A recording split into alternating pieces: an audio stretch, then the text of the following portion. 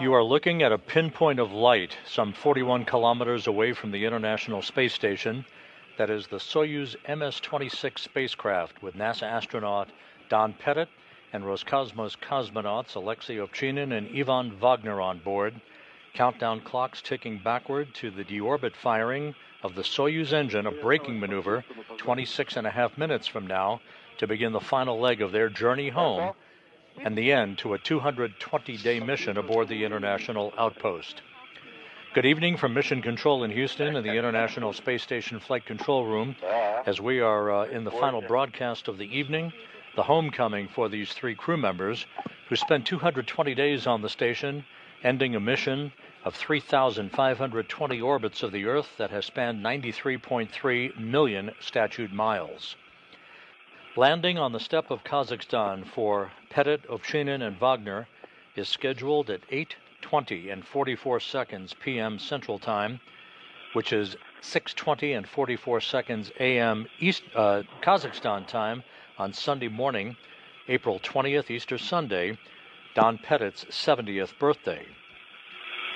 Everything has gone extremely well as we have proceeded down the deorbit checklists and all of the timelines that has set up the Soyuz MS-26 for the engine firing that is coming up now 25.5 minutes from now.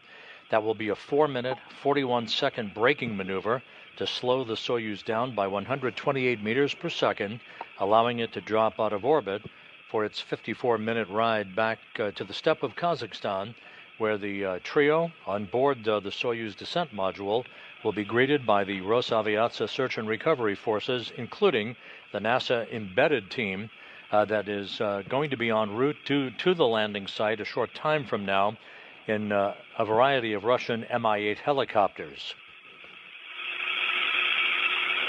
Here in Mission Control, Flight Director Garrett Hahn is on orbit at this hour. He's joined on console by spacecraft communicator Luca Parmitano, a veteran of Soyuz missions to the International Space Station. They are working in concert with the flight control team at the Russian Mission Control Center in Korolyov on the outskirts of Moscow. You see a view from a balcony camera overlooking the large flight control room as they are in communications with the Soyuz crew, as they will be during the bulk of the descent back to the landing site. Communications will be handed off at some point to a fixed-wing Antonov 26 aircraft that will be flying around the perimeter of the landing site, relaying both voice communications and data back to the control center there in Korolyov for the Russian flight controllers to assess. We'll be going through all of the timeline activities here in a moment. First, a quick look at the departing crew that is just a little bit away from its deorbit burn and entry back into the Earth's atmosphere. Alexei Ovchinin, the veteran Soyuz commander, in the center seat of the descent module, flanked to his left by Ivan Wagner and to his right by NASA flight engineer Don Pettit. Pettit will have logged 220 days in space at the time of his landing, a total of 590 days in space on his 4 space flights. Alexei Ovchinin, with 220 days in space on this mission, will have totaled 595 days in space on his 4 flights. And Ivan Wagner, completing his 2nd space flight to the International Space Station, will have totaled 416 days in space on his pair of excursions to the International Outpost.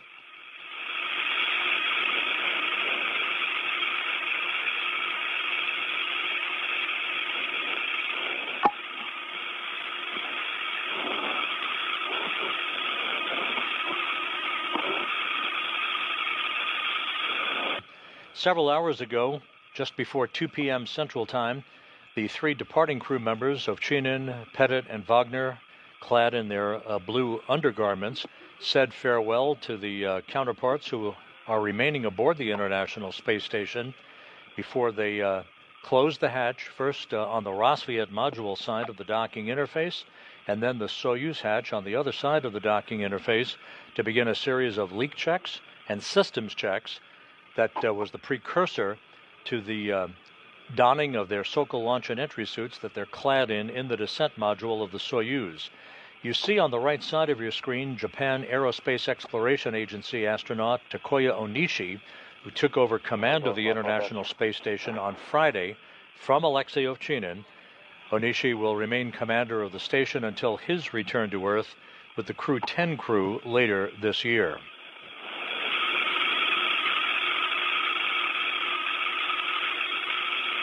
The hatch to the Soyuz vehicle swung closed at 1:52 p.m. Central Time, 2:52 p.m. Eastern Time, to set into motion all of the systems checks that ultimately resulted in the undocking of the Soyuz from the International Space Station.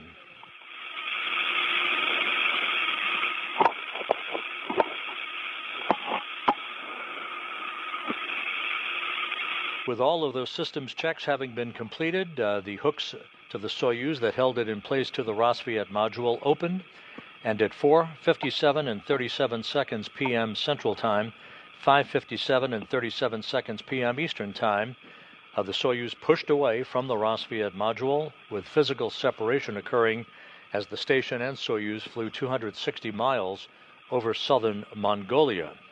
There were a couple of separation burns that increased the velocity for the Soyuz's departure from the vicinity of the International Space Station, putting it now some 41 kilometers away from the station for the deorbit burn that is scheduled to occur just over 20 minutes from now.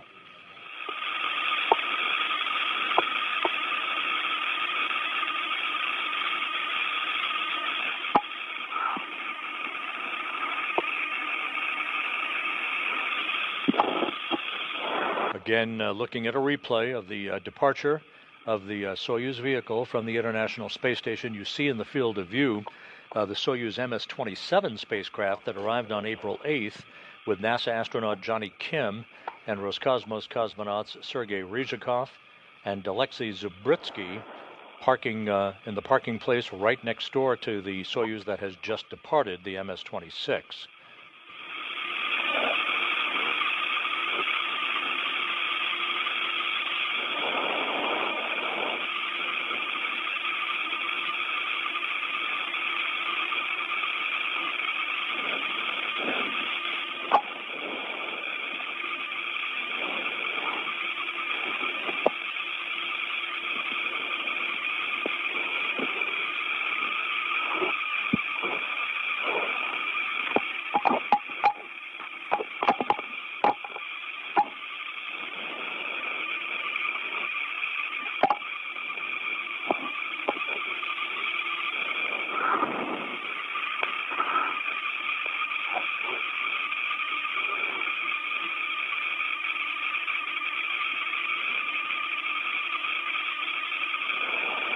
Upcoming in about 18 and a half minutes, the deorbit burn, again a 4-minute, 41-second retrograde firing of the Soyuz engine to allow it to drop out of orbit for its descent back into the atmosphere.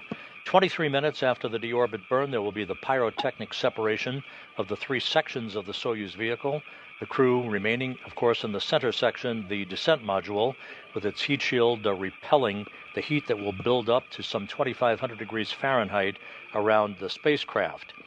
Once the vehicle has entered through the atmosphere, a drogue chute will be deployed and in turn will pull out the main parachute, that large orange and white parachute that you're familiar seeing on our broadcasts of previous Soyuz landings.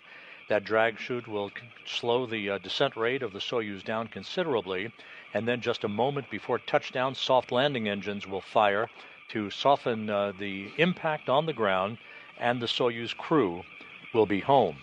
The interesting part about the parachutes, the two pilot parachutes are first deployed, the second of which extracts the drogue chute. That drogue chute, once released, measures 24 square meters, slowing the Soyuz down from a descent rate of 230 meters per second to just 80 meters per second. The main parachute is then released, a huge chute covering an area of some 1,000 meters, slowing the Soyuz to a descent rate of just over 7 meters per second.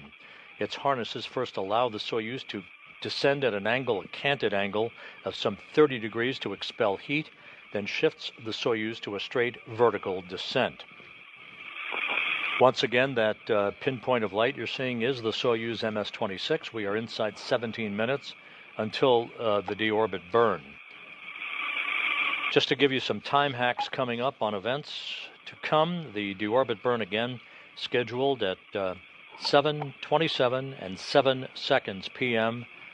Central Time, 8:27 and 7 seconds p.m. Eastern Time, 4 minute 41 second engine firing to act as a braking maneuver to slow the Soyuz down by 128 meters per second. 23 minutes after the deorbit burn, at 7:55 p.m., rounding it off, we should see the separation of the three sections of the Soyuz, as we just mentioned earlier in the animation. 3 minutes after the module separation, the vehicle will enter the Earth's atmosphere at an altitude of 326,800 feet. The crew on board will feel the first sensation of Earth's gravity in 220 days at that point. And about 1:30 after entry interface, as it is called, the vehicle will enter into the plasma regime, basically a big fireball that is generated around the vehicle, with the heat being repelled by the Soyuz heat shield. That plasma regime that the vehicle will be in is about 5 minutes in duration. We do expect a blackout period in communications until the vehicle descends past that period of peak heating and moves into a area in a lower regime in the atmosphere.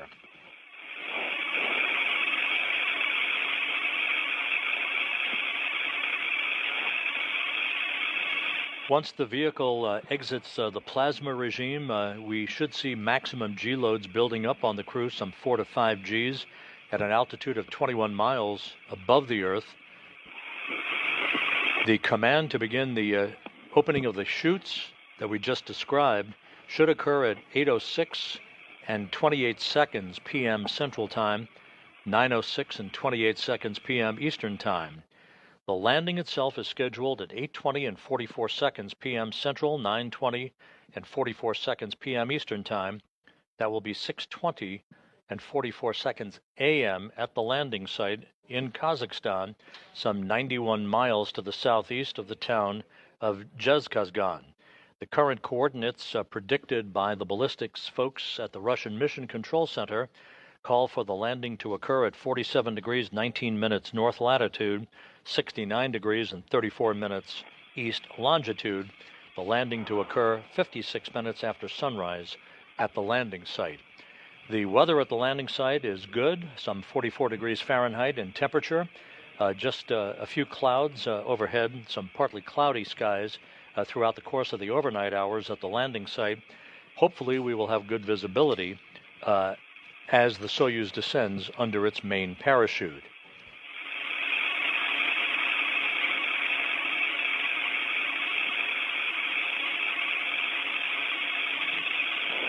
There are a number of Russian Mi-8 helicopters in play as part of the search and recovery forces, 8 helicopters in all, 2 of which are stationed at the ballistic staging site well to the southwest of the primary landing site. Those 2 Russian Mi-8 helicopters are at the Kryani airport near the Baikonur Cosmodrome, the launch site for Soyuz vehicles. They would come into play in the unlikely event that the Soyuz moved into a ballistic entry that would create a shortfall in their intended landing target, which is to the southeast of the town of Zhezkazgan. There will be a half a dozen Russian Mi-8 helicopters in play for the prime landing site, including NASA personnel.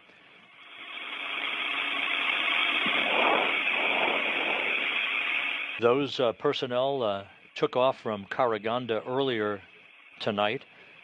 They are either en route to the landing site or have landed at the interim staging city of Zhezkazgan and will be taking off at the time of the deorbit burn, which is about 12.5 minutes from now. Those helicopters will arrive at the landing site in tandem, forming a circular racetrack pattern around the landing site.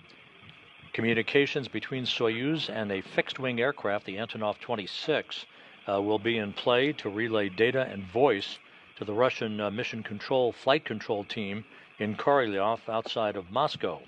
Once the Soyuz lands, those Russian Mi-8 helicopters will land in rapid-fire succession in a sequential fashion so that the recovery process of safing the vehicle and extracting the crew can be accomplished. The crew will be placed in three chairs, if you will, for an opportunity for the three crew members to begin to get their land legs back as they readapt to Earth's gravity before they are carried in those chairs into a nearby inflatable medical tent that will be set up so they can get out of their Sokol launch and entry suits into more comfortable flight clothing.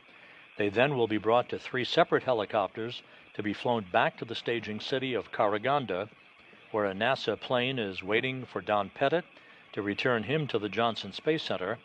Ovchinin and Wagner will return in a Gagarin Cosmonaut Training Center aircraft to be flown back to their training base and their homes in Star City, Russia, outside of Moscow. 1 minute till IKV inhibit command is going to be issued. Copy, and we confirm.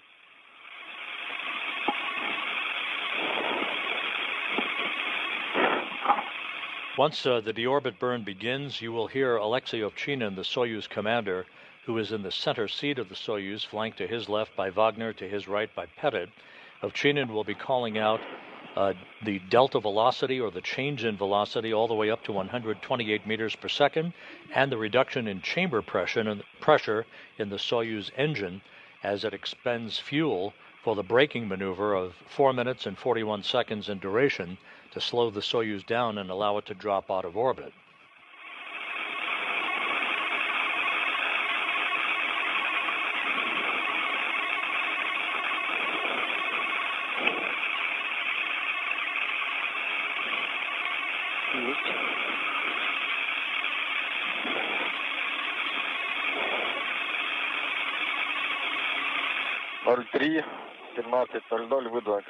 At 03:17:00, we sent IKV inhibit command.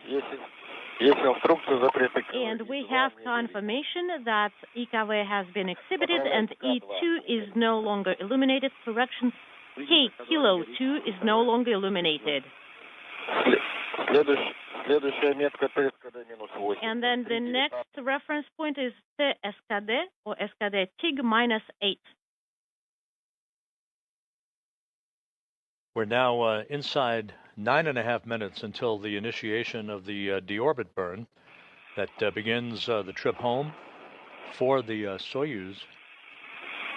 You will hear the Russian flight controllers talking to Ovchinin for as long as they are within the geometry of communications between the Soyuz VHF comm system and the antennas on the International Space Station. You'll also hear the Soyuz referred to by the call sign of Burlock. That is the call sign that Ovchinin chose for his vehicle. That is a Russian term for a riverboat or a barge puller that existed in the 17th century Russian Empire, Burlock.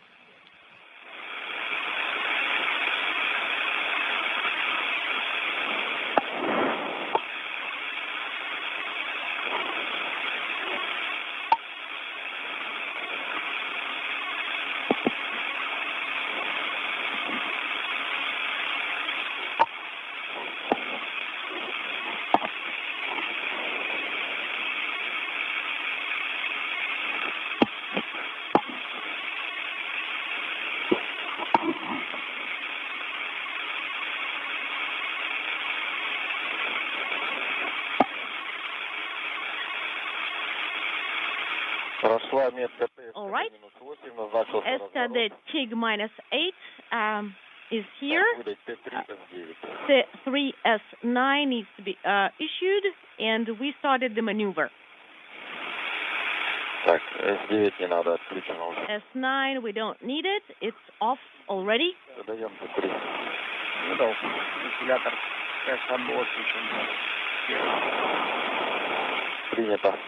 And we have the fan on. Copy.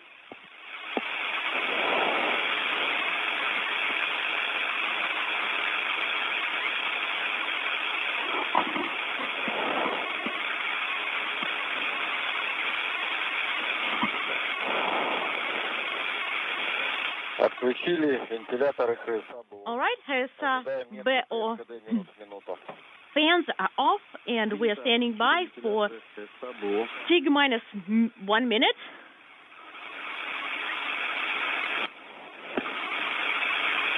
Burlaki, just as a reminder, could you please provide a running commentary regardless of comm quality? So we need time with like minutes, seconds. Please provide your report even in the blind. Copy.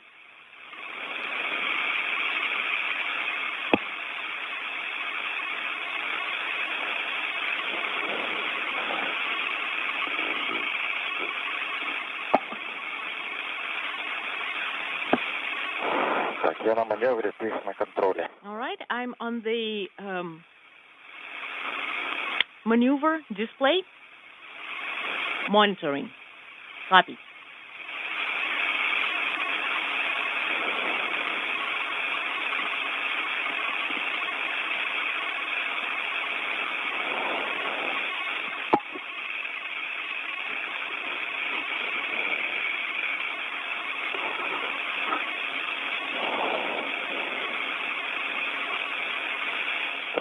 This is Mission Control Houston, 5.5 minutes now until the deorbit burn is initiated. Again, this is a 4-minute, 41-second retrograde firing of the Soyuz engine to slow the vehicle down and enable it to drop out of orbit. The change in velocity is 128 meters per second. Once the deorbit burn is complete, the upper section of the Soyuz, known as the orbital module, that's the bulbous upper section of the 3-section Soyuz vehicle, it will be depressurized 10 seconds after the completion of the deorbit burn, setting the stage for its separation pyrotechnically that will occur some 23 minutes after the completion of the deorbit burn.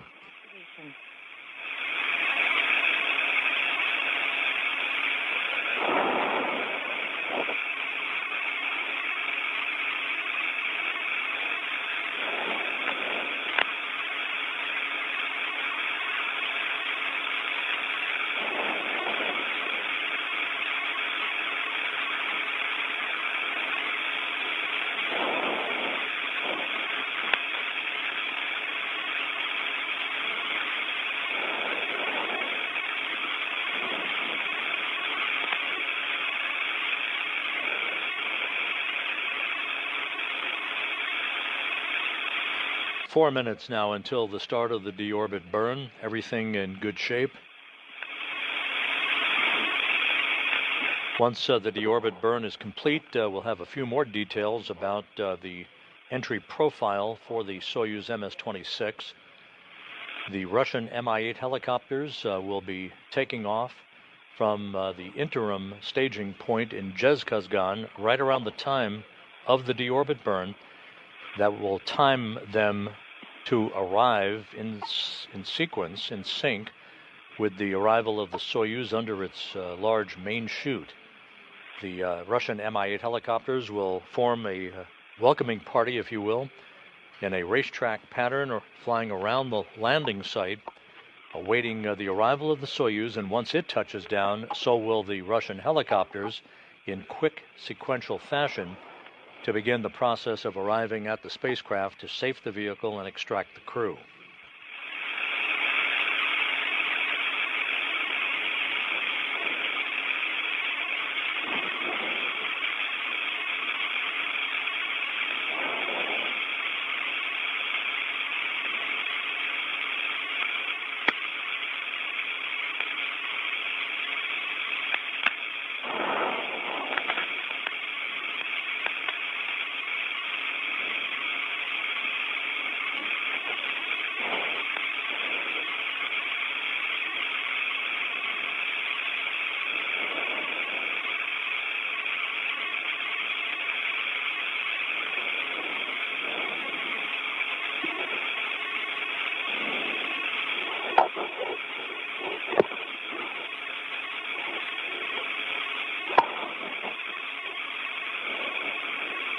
This is Mission Control Houston. Again, you're looking at a view from a balcony camera overlooking the Russian Mission Control Center in Korolyov outside Moscow. We are now 2 minutes away from the start of the deorbit burn.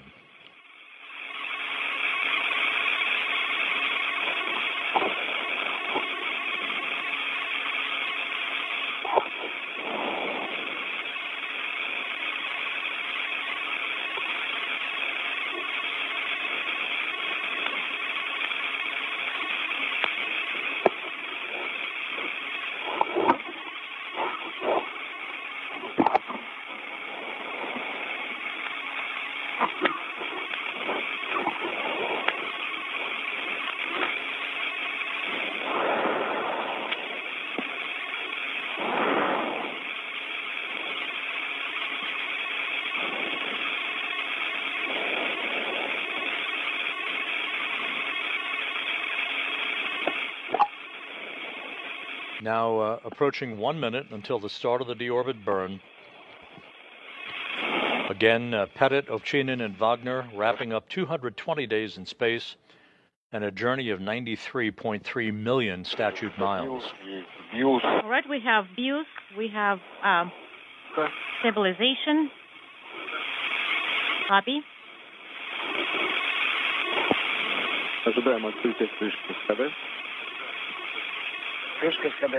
And we're standing by for the SKD cover opening.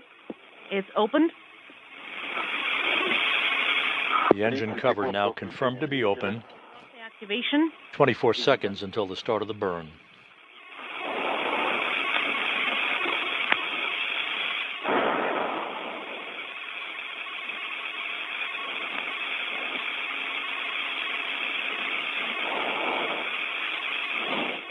Поехали домой. Off we go home. Yep. Есть включение СКД 03. Deorbit burn now in progress. Activation confirmed. Once again, a 4-minute, 41-second retrograde maneuver. The burn is underway. Copy.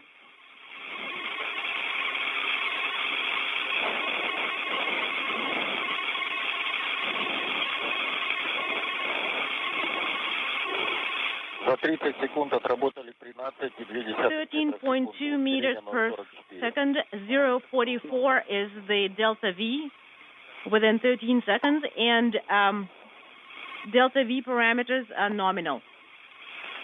You will be hearing these updates through the interpreter of Alexei Ovchinin, reading off changes in velocity all the way up to 128 meters per second and changes in the chamber pressure on the Soyuz engine.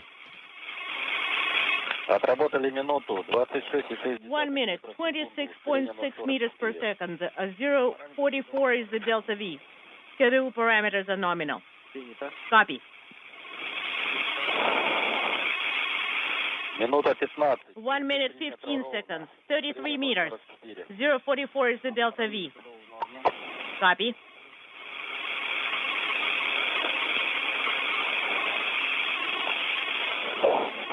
Отработали минуту 30. 1 minute 30, 39.8, and 0.44 is the delta V. Schedule parameters are nominal.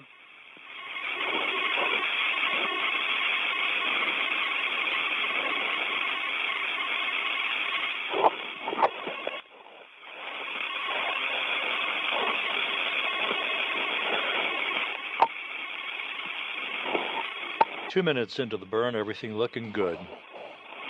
And 2 minutes, down 54 meters precisely. 0.45 is the delta V. Copy.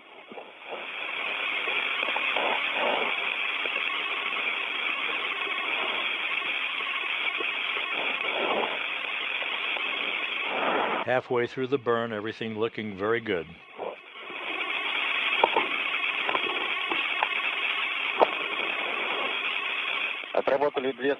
Two and a half minutes of burn duration, 66.9. This is the delta, and the delta V is 0.45. Schedule parameters are nominal.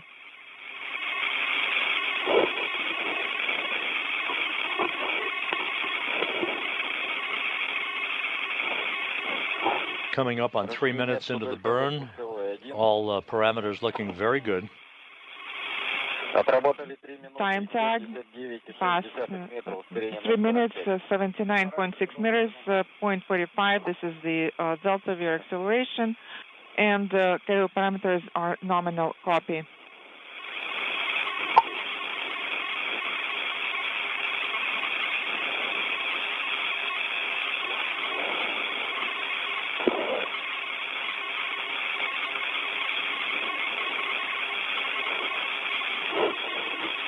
Отработали 3 минуты 90. 3 minutes of faster firing, 94.6 meters per second, and the KO parameters are nominal. 1 minute of deorbit burn time left. All the parameters looking very good, according to the Russian flight controllers in Korolyov.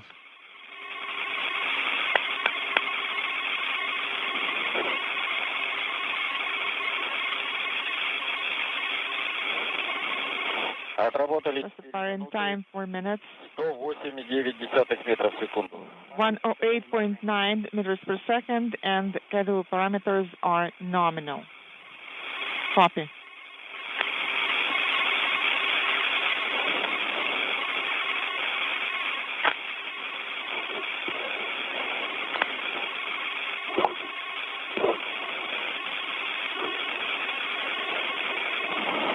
Standing by now for engine shutdown. Duration is 4.5 minutes, 1 to 1.1 meters per second, and we are standing by for the main command in 37 seconds. The command has been executed. The GK command and thermal sensors are activated. The separation is confirmed. Copy. And we have the completion of the deorbit burn with a perfect change in velocity of 128 meters per second. Don Pettit, Alexei Ovchinin, Ivan Wagner on the way home. Confirmed. Switching to the display inaudible. Copy.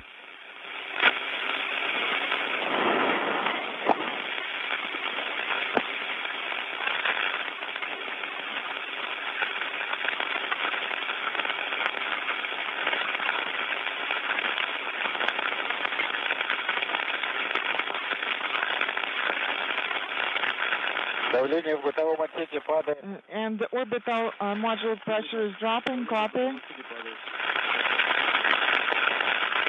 As planned, the orbital module, the upper section of the Soyuz, is being depressurized to vacuum to set the stage for the pyrotechnic separation of the 3 sections of Soyuz 21 minutes and 44 seconds from now.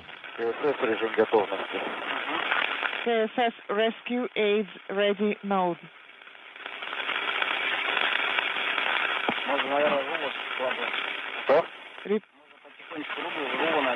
Please repeat your last. I think we can stow the RHC. We can start stowing it. So with the successful completion of the deorbit burn, next up is the separation of those 3 sections of the Soyuz, the upper section being the orbital module. The lower section is the instrumentation and propulsion module. The crew is strapped into their seats. In the center section, called the descent module, which is the only surviving section of the 3-section Soyuz. Alexei Ovchinin, the Soyuz commander, strapped into the center seat, flanked to his left by Ivan Wagner and Don Pettit to his right.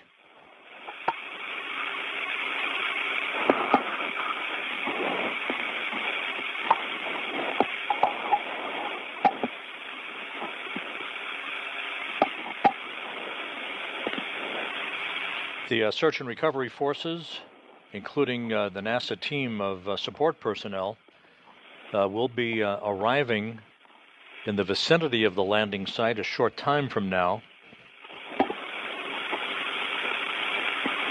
We're about 46 minutes away from our expected touchdown of Soyuz MS-26 at a point 91 miles to the southeast of the remote village of Jezkazgan.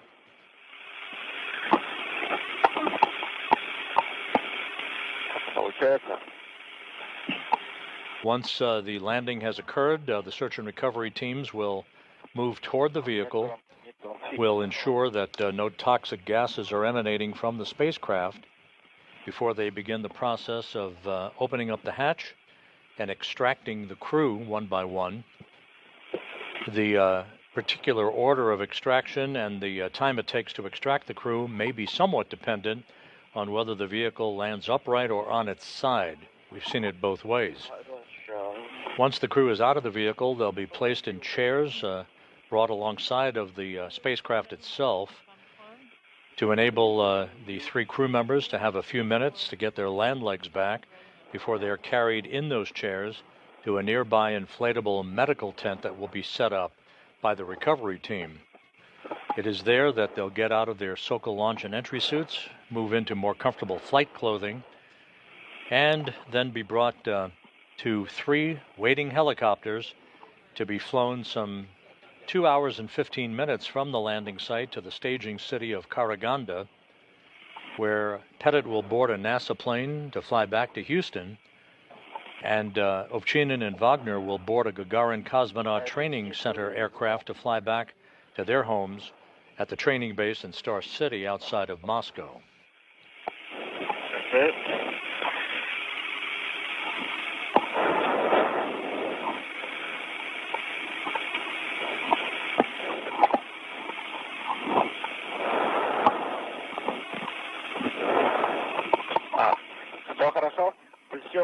Is it good? Are you doing well? Yes, I'm doing really well. Excellent.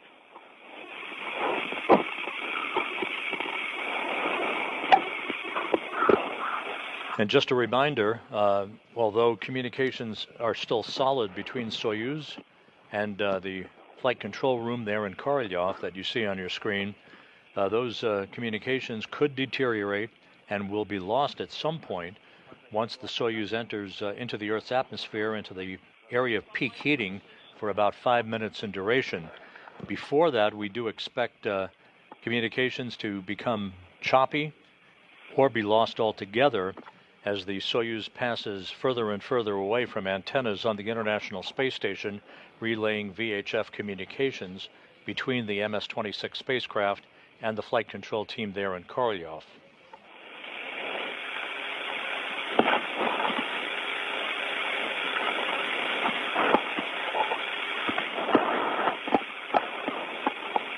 Some 17 minutes now until our expected module separation. Again, a pyrotechnic pre-programmed command that will separate the orbital and instrumentation and propulsion modules from the center section or the descent module in which the 3 crew members are strapped in their seats.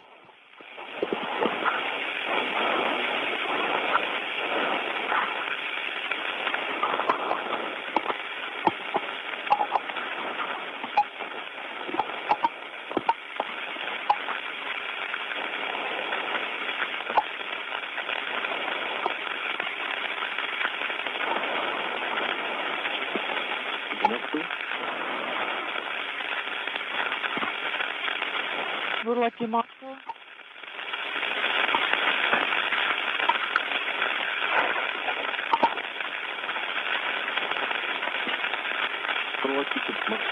Lucky Moscow.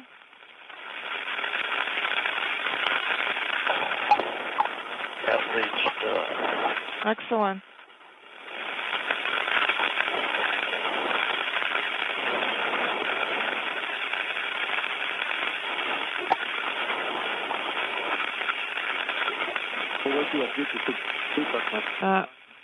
Buraki, this is Moscow. How do you read me?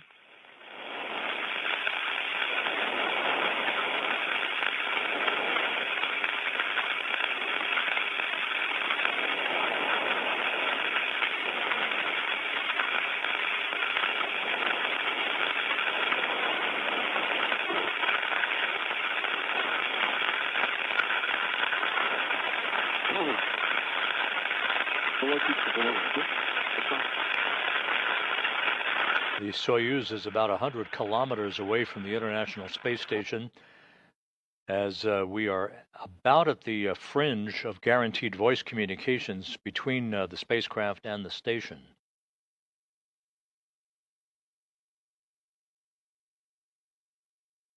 The sequence of events, again calling for the separation of the three sections of the Soyuz less than 15 minutes from now. If everything goes as planned, the main parachute deployment sequence will begin just under 26 minutes from now with touchdown southeast of Zhezkazgan, Kazakhstan, just over 40 minutes from now.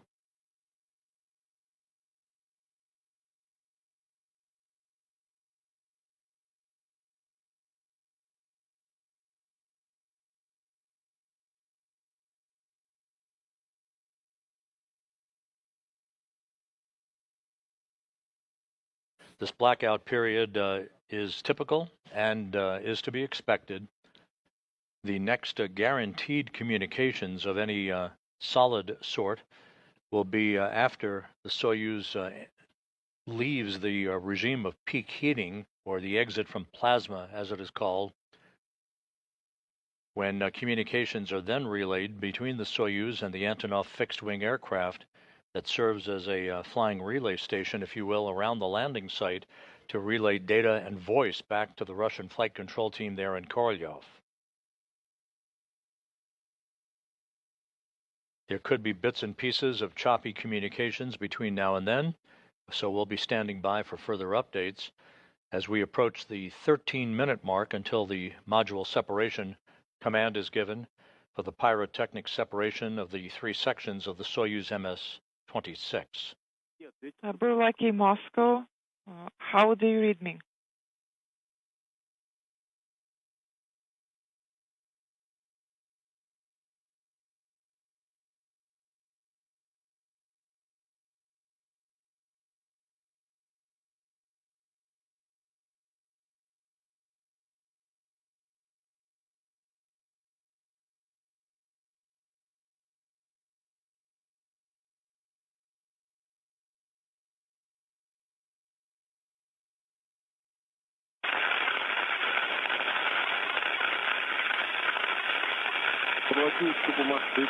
Burlaki, Moscow, how do you read me?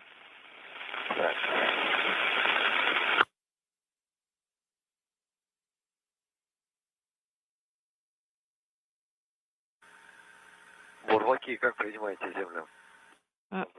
Burlaki, how do you read Moscow? Moscow, you're coming in with interference, and how us? We have you loud and clear, Burlaki. And Burlaki, just a reminder, no later than 0348, KSS rescue aid should be switched to readiness mode, and you also should close your helmet visors and switch rescue aids to automatic mode. Copy. And just a reminder, please release transmit buttons right before the separation, and you can use the transmit button going forward without locking it.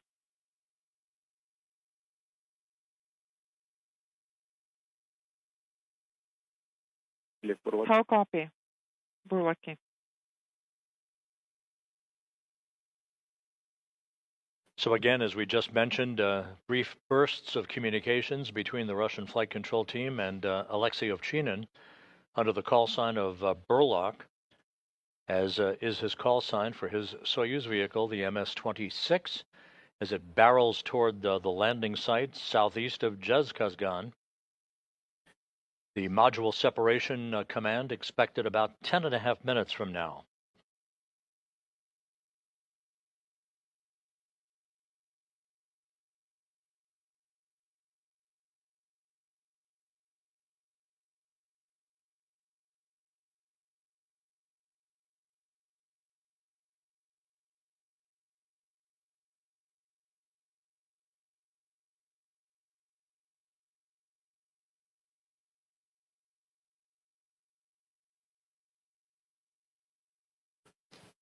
This crew, extremely experienced, coming home after 220 days in space.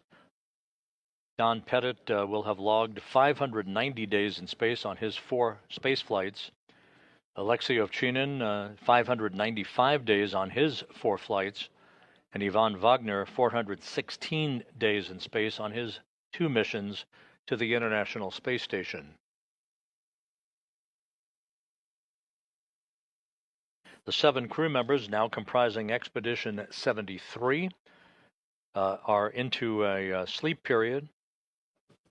Aboard the complex, from left to right, Kirill Peskov, Johnny Kim, Nicole Ayers, Sergei Ryzhikov, Anne McLean, Alexei Zabritsky, and the new station commander, Takuya Onishi, of the Japan Aerospace Exploration Agency.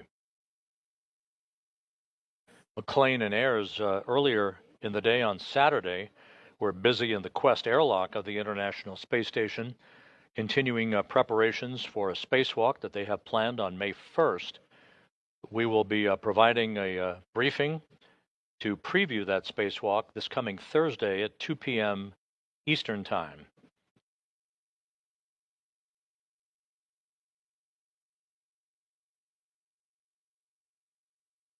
Just over 8.5 minutes now until our expected separation of the 3 sections of the Soyuz. Hopefully, we will be getting confirmation of that through telemetry received at the Russian Mission Control Center, or if we're fortunate enough, through a quick burst of voice confirmation from Ovchinin on board Soyuz MS-26.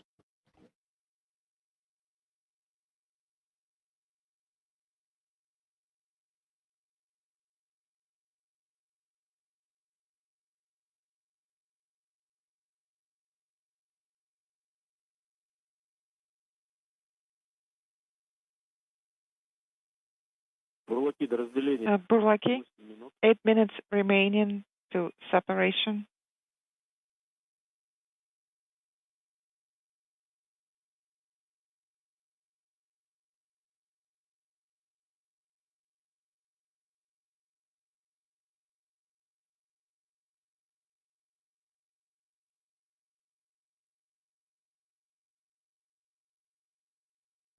Pettit, Ovchinin, and Wagner began an 11-day handover with NASA's Johnny Kim and Roscosmos cosmonauts Sergei Ryzhikov and Alexei Zabritsky after they were launched on April 8th, arriving at the station on a 2-orbit rendezvous profile. This is very typical and maintains a continuous human presence aboard the International Space Station that will approach a quarter-century 25-year milestone on November 2nd of this year.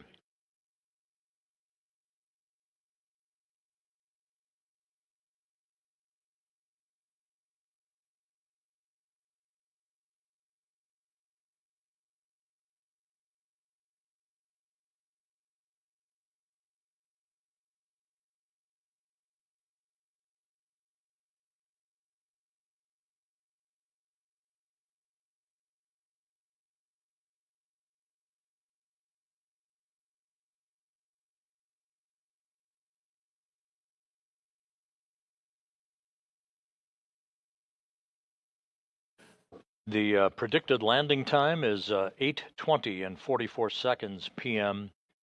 Central Time, which is 6:20 and 44 seconds a.m. Kazakhstan time on April 20th, 56 minutes after sunrise.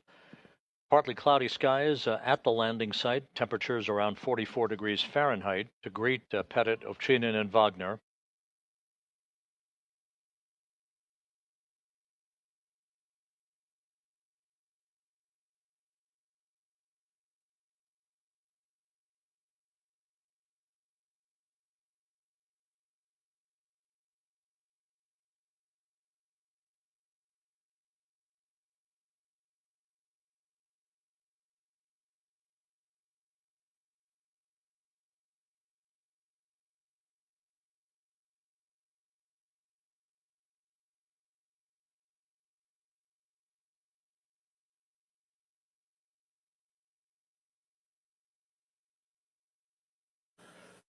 Coming up on 5 minutes until module separation. The module separation will occur at an altitude of 87 miles above the Earth.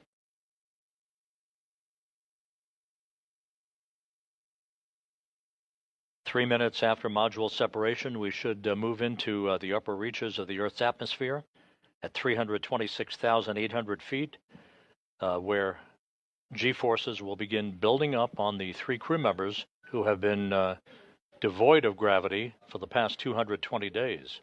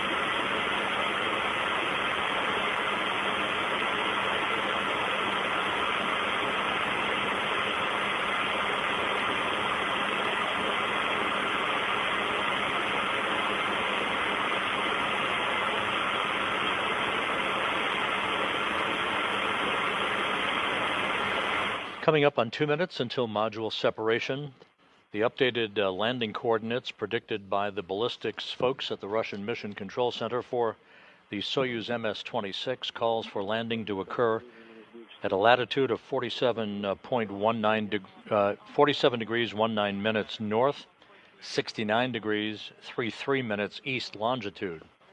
Visually monitor separation.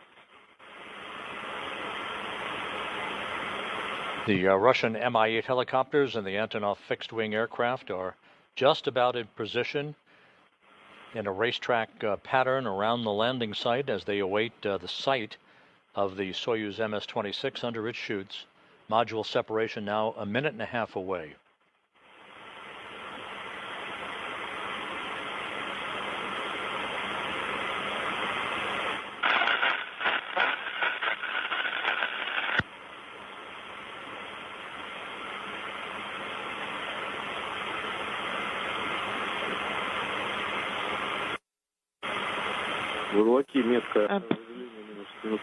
Burlaki minus 1 minute and 14 seconds to separation.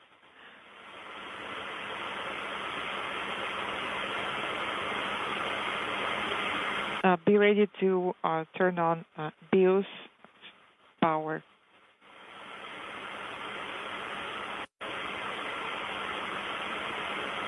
Just about 40 seconds away from expected separation of the 3 sections of the Soyuz vehicle.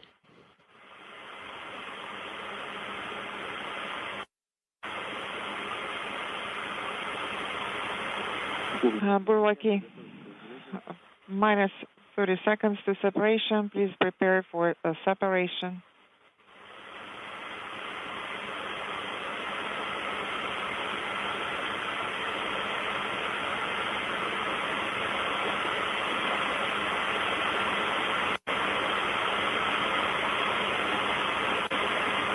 All quiet here in the flight control room at Mission Control in Houston, standing by.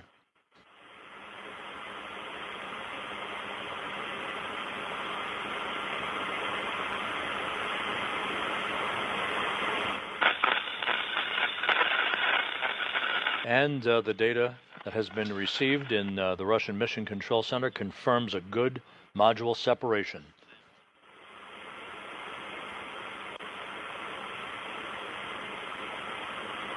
Бурлаки дохода в атмосферу. Бурлаки, 2 minutes 30 seconds remain to re-entry. So with the module separation having been confirmed, the next expected milestone will be the initiation of the opening of the chutes about 10.5 minutes from now.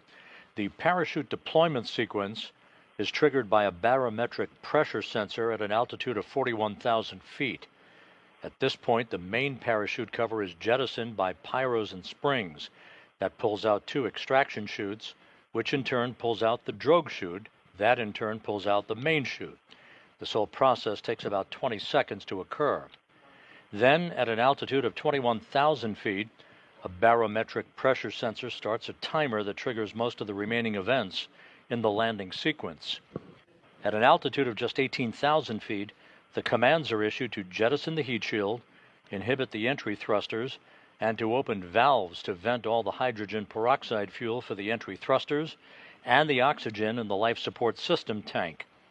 If we have video of the Soyuz under the chutes at that point, the white vapor you will see is normal. That's a combination of hydrogen peroxide and oxygen venting into the air.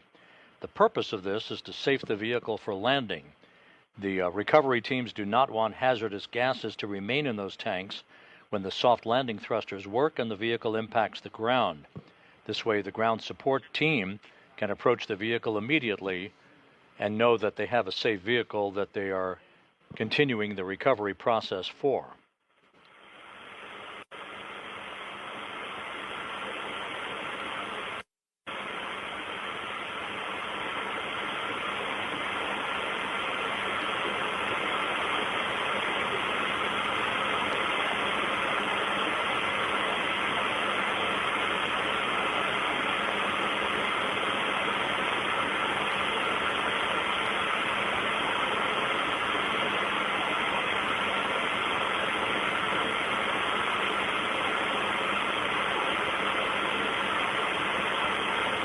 The Soyuz MS-26 should have begun its entry into the Earth's atmosphere at an altitude of about 326,800 feet.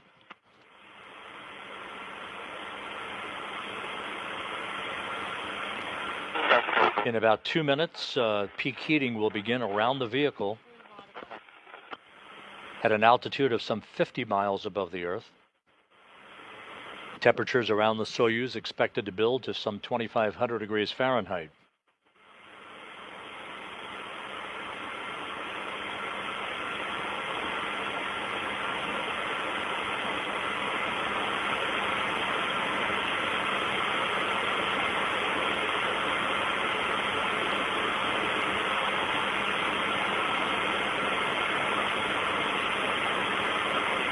If everything goes as planned, we're some 7.5 minutes away from the expected deployment sequence of the parachutes.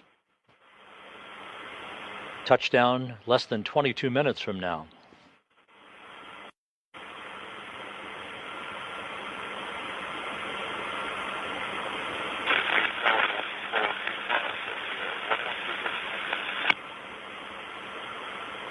"20 seconds away from peak heating on the vehicle."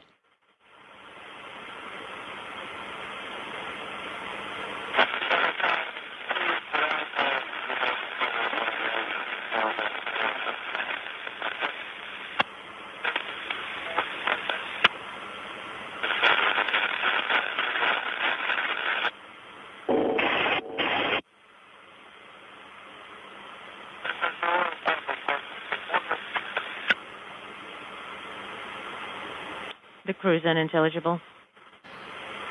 Garbled conversations coming from the Soyuz MS-26. This expected as the vehicle has entered the period of peak heating. That should last about 5 minutes.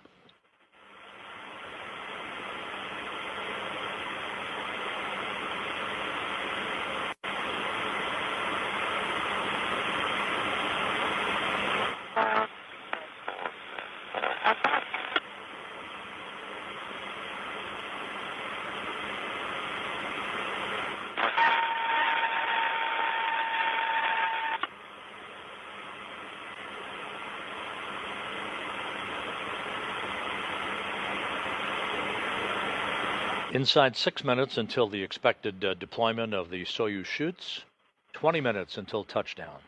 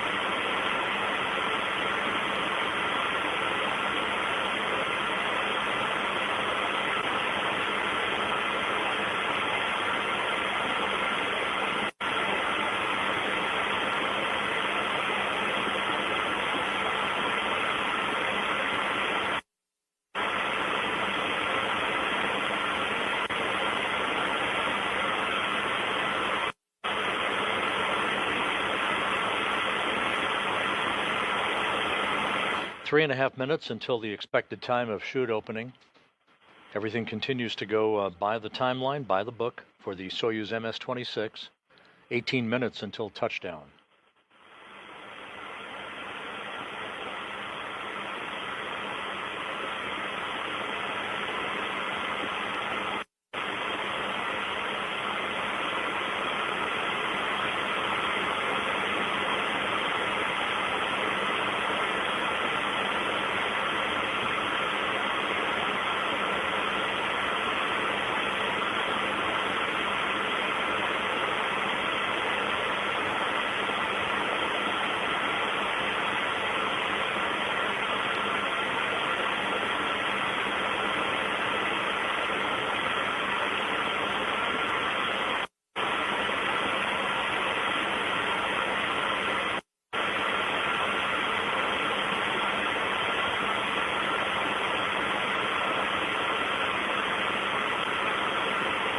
This is Mission Control Houston, continuing to await the resumption of communications between the Soyuz MS-26 and the flight control team in Korolyov. What you are likely to hear once we come out of this blackout period is the beep, beep, beep of a radio beacon.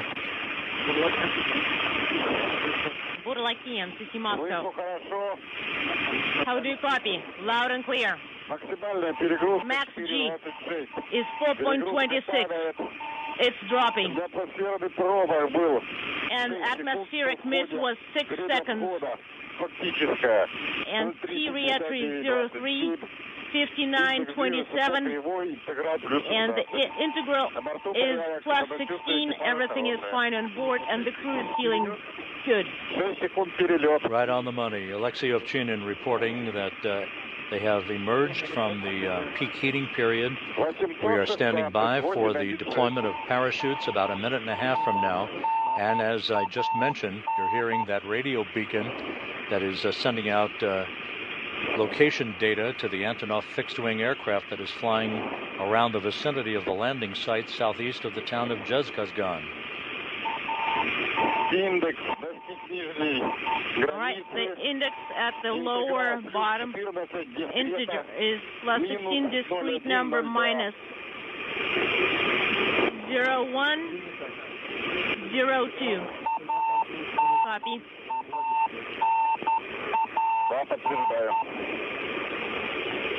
Affirmative.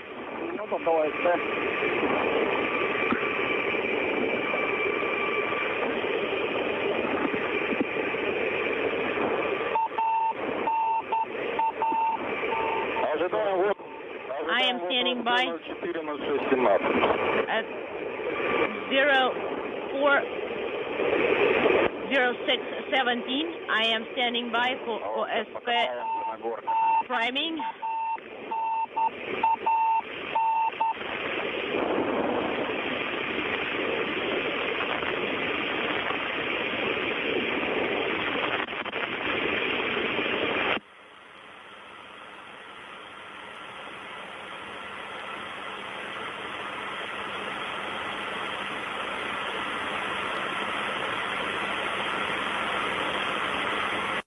We should be at the point where the parachute deployment sequence should have begun.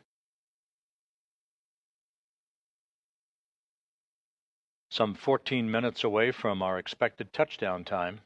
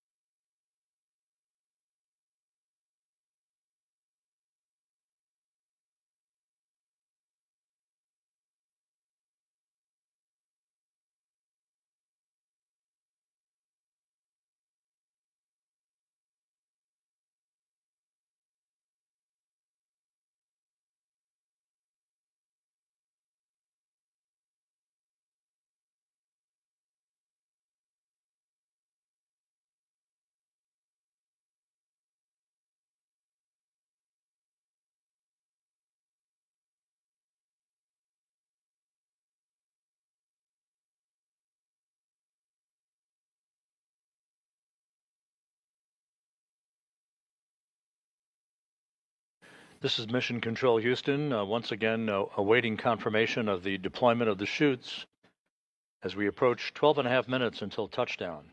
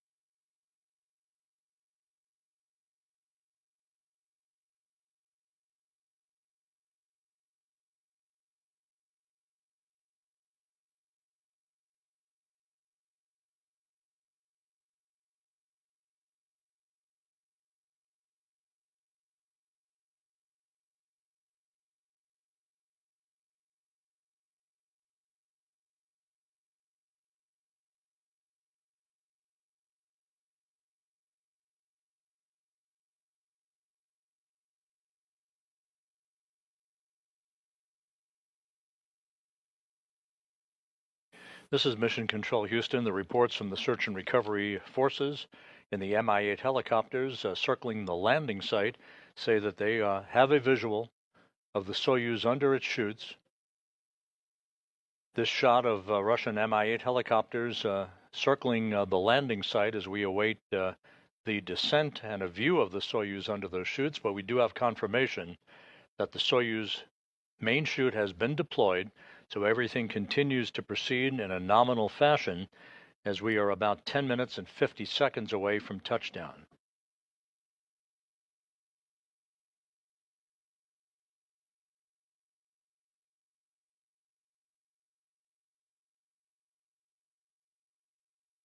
As you could see from that brief view at the landing site, the skies are mostly cloudy, so it's possible that we will not have a view of the Soyuz under the chutes for as long a period of time as we are accustomed to, but as soon as we do get usable video, we will certainly punch it out. We're just over 10 minutes away from landing, as Don Pettit, Alexei Ovchinin, and Ivan Wagner are just moments away from wrapping up their 220-day, 93.3 million mile mission.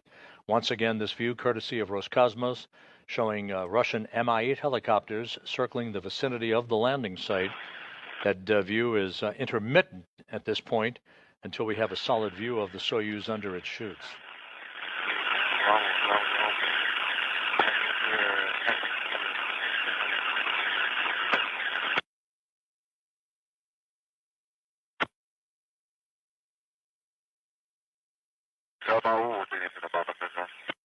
The crew is unintelligible. 9.5 minutes until touchdown, everything continuing to go well. Again, we have confirmation through the search and recovery forces and the Russian Mi-8 helicopters. They have a visual on the Soyuz under its chute as we approach the 9-minute mark until touchdown.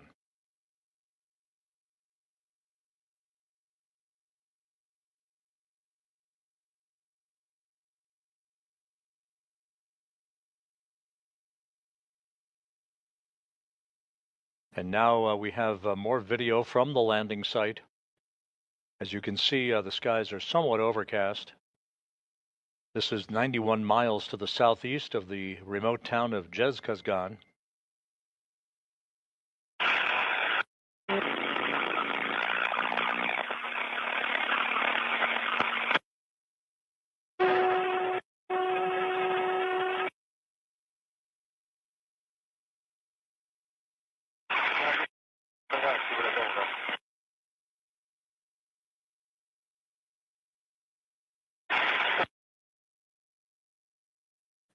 With somewhat overcast skies at the landing site, the temperature is about 44 degrees Fahrenheit. So the search and recovery forces are in that racetrack pattern around the landing site, awaiting the touchdown of Soyuz some 8 minutes from now.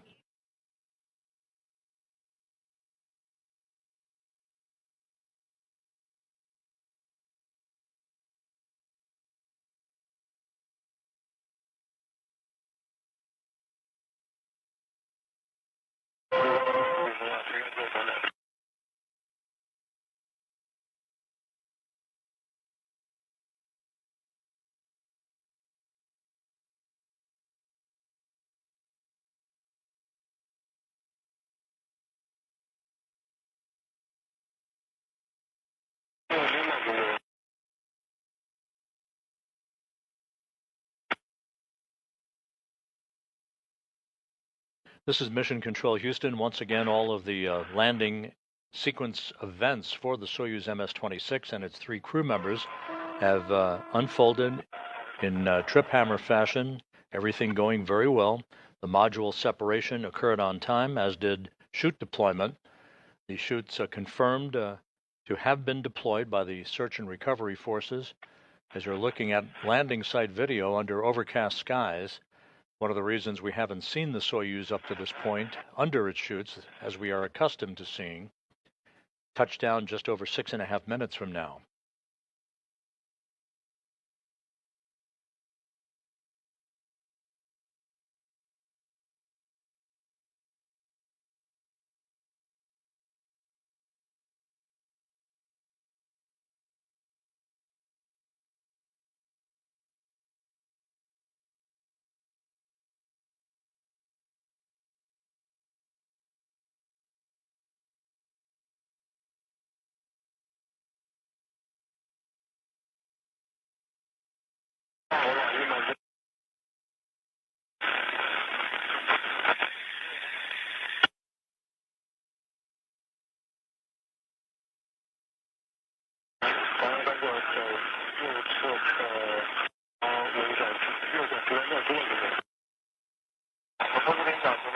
All right, the altitude is 700.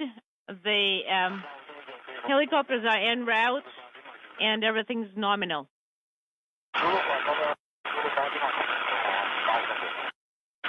And that report indicating the altitude of the Soyuz continuing its descent on time under its main parachute.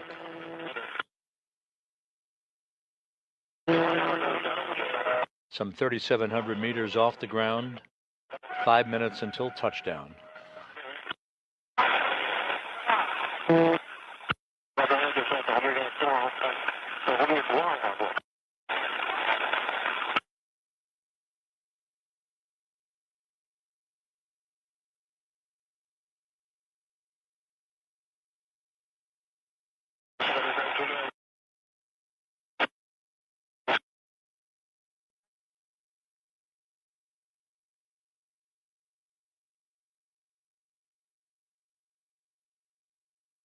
Again, a view from Roscosmos at the landing site, still awaiting a visual on the Soyuz. The Russian Mi-8 helicopters did confirm a visual of the Soyuz descending normally under its main parachute. That was at altitude, but because it's overcast on this Sunday morning in Kazakhstan, on Don Pettit's 70th birthday, this view as we await a visual on the Soyuz prior to touchdown.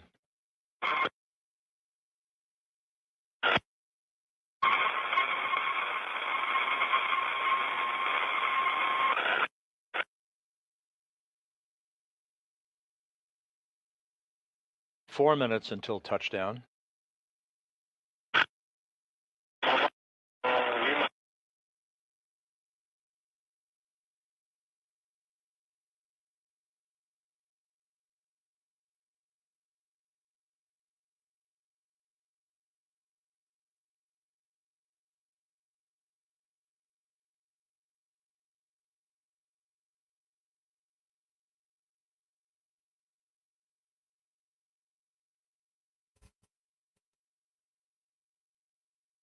Okay, 1500, copy.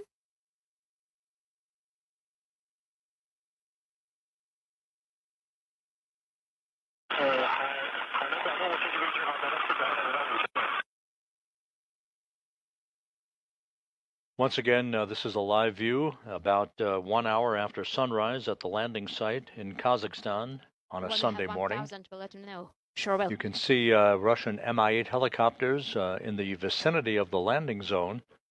We're still awaiting a visual on the Soyuz. Burlak 1, our data says the altitude is 1,400, 1,400. 1,400 meters above the ground, according to the ballistic team at the Russian Mission Control Center. We're feeling great. The crew reports it's feeling great. Alexei Ovchinin, Don Pettit, and Ivan Wagner just minutes away from landing on terra firma. 1,000 meters the altitude. Copy 1,000. Our data says 1,100. 1,100 meters off the deck. Mine shows 2,000. 900 meters. 900 meters. I continue.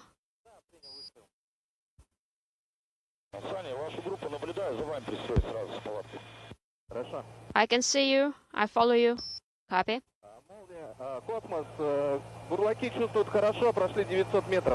The Burlaks are feeling great and they've just passed the milestone of 900.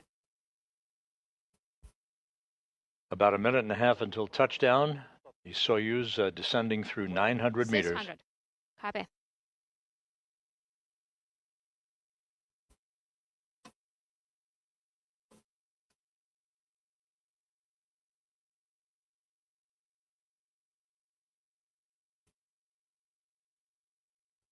And there's our first view of the Soyuz. Just about a minute until touchdown. Everything looking good.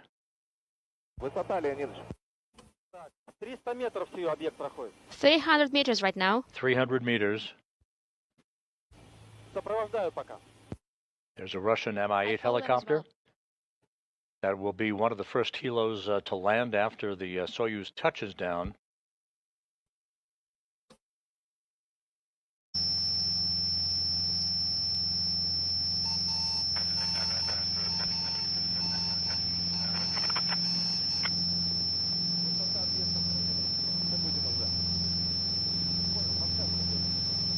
Just a moment or two before touchdown, the soft landing thrusters will fire to further reduce the impact. Standing by for touchdown. And touchdown. Soyuz MS-26 is home at 8:20 p.m. Central Time, 6:20 a.m. Kazakhstan time on Sunday morning. Don Pettit ends his 7-month mission on his 70th birthday.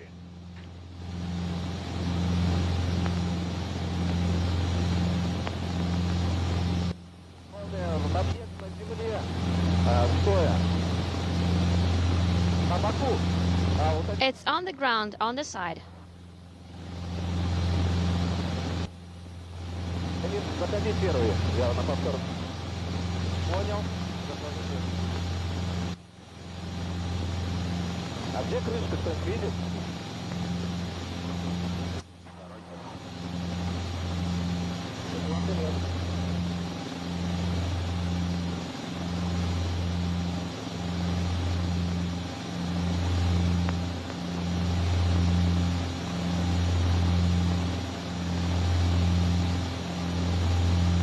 This is Mission Control Houston. The Russian Mi-8 helicopters that you see flying over the landing site of the Soyuz will now begin to land in a rapid-fire sequential fashion. And the television truck that's providing the video that you're looking at will begin to move toward the vehicle. So we will lose video for a short period of time until that truck has repositioned itself near the Soyuz capsule. Once again, landing occurring at 8:20 p.m. Central Time, 6:20 a.m. Kazakhstan time on Easter Sunday. Pettit, Ovchinin, and Wagner are back on Earth after 220 days in space and a mission of 93.3 million statute miles.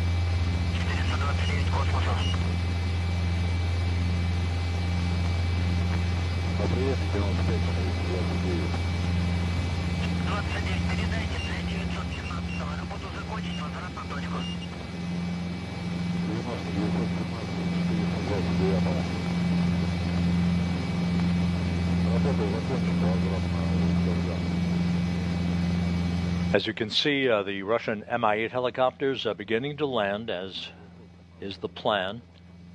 The first personnel will be from RSC Energia, working in tandem with the Rosaviatsa search and recovery forces to begin to approach the vehicle, making sure it is safe, free of toxic gas emissions, before they begin the process of extracting the crew.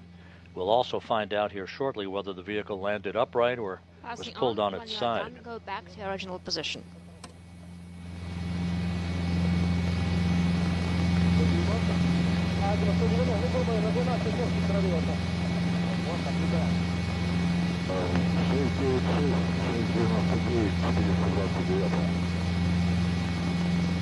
So the record books now reflect Don Pettit having accrued 590 days in space on 4 space flights.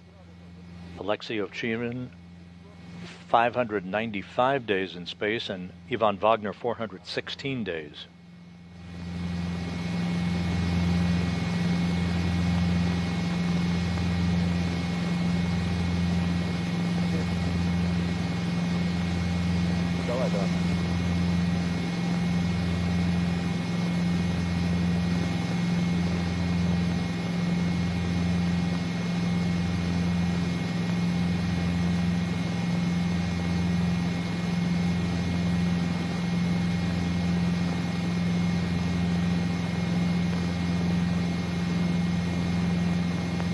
And the reports from the search and recovery forces now confirm that the Soyuz landed and was pulled onto its side by winds at the landing site that often will pull the parachutes and thus result in the Soyuz moving from an upright position to landing on its side. So the Soyuz is on its side. That will not be an impediment to extracting the crew.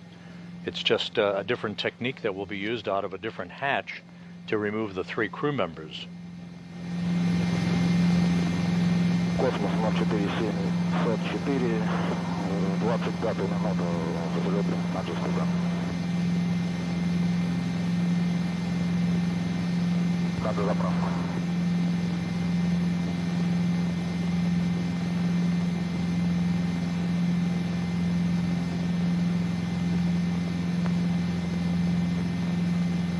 Марков, продублируйте, пожалуйста. 704, 25 минута, взлет на чистоту, надо заправку.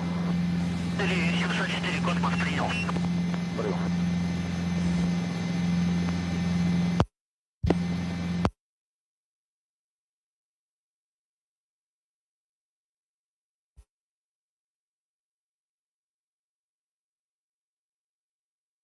Выключился.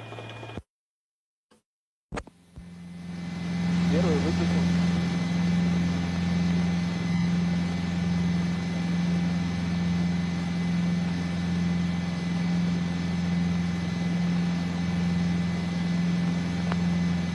Прямо за аппаратом выходи.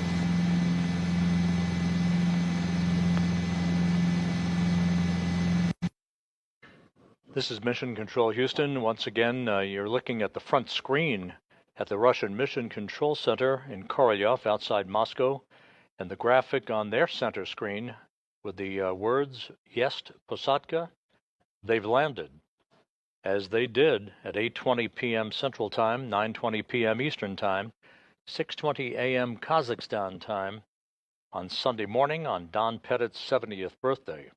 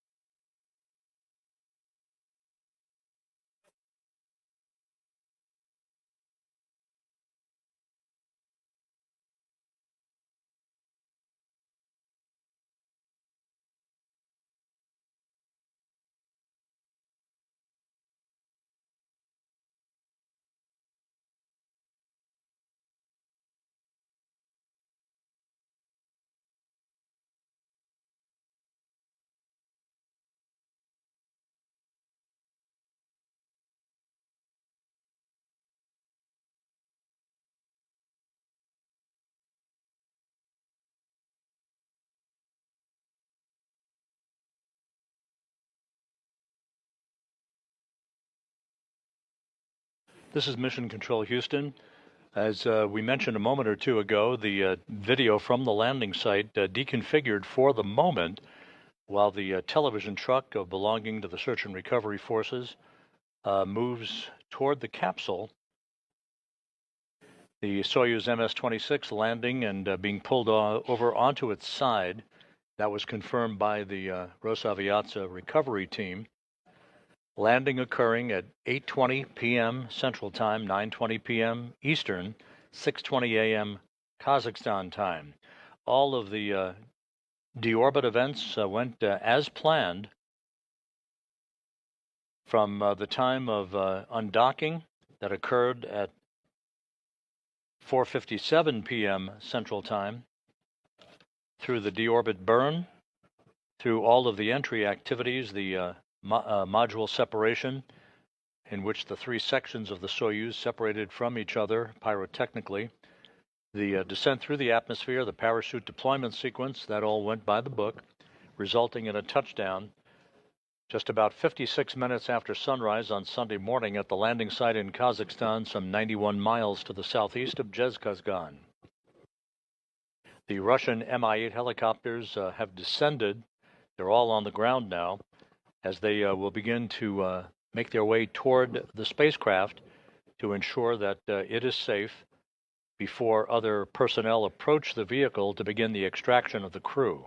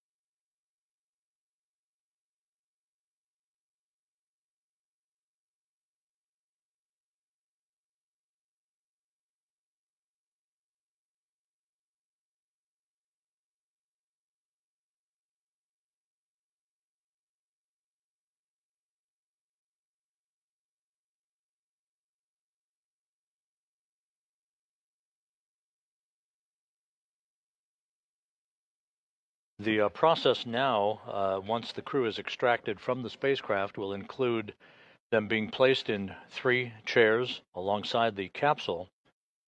They'll have a few moments to begin to reacquire their equilibrium following 220 days of weightlessness.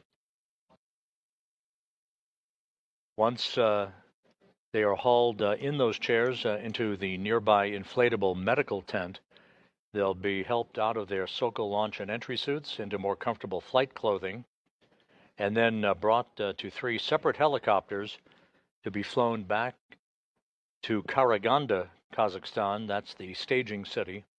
That's about a 2-hour, 15-minute helo ride. Once they touch down at the Karaganda airport, Don Pettit will make his way towards the NASA plane that's awaiting on the tarmac. They'll be flown back to the Johnson Space Center in Houston with other NASA personnel. Alexei Ovchinin and Ivan Wagner will board a Gagarin Cosmonaut Training Center aircraft to be flown back to Star City, Russia, which is their training base and where they have residence.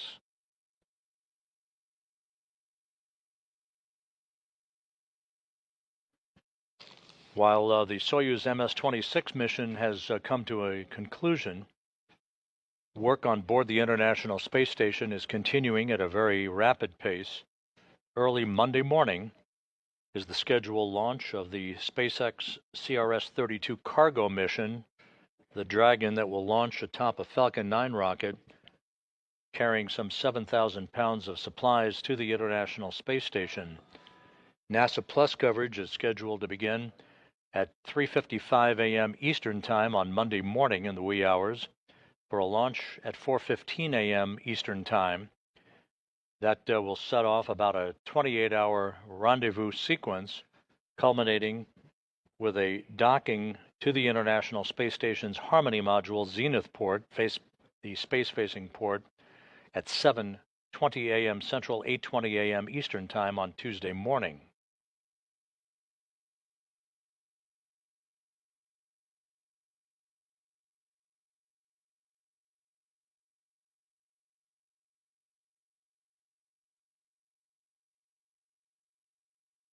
Once again, a view from the field in Kazakhstan of the Russian Mi-8 helicopters that have landed in a circular pattern around the Soyuz MS-26 spacecraft.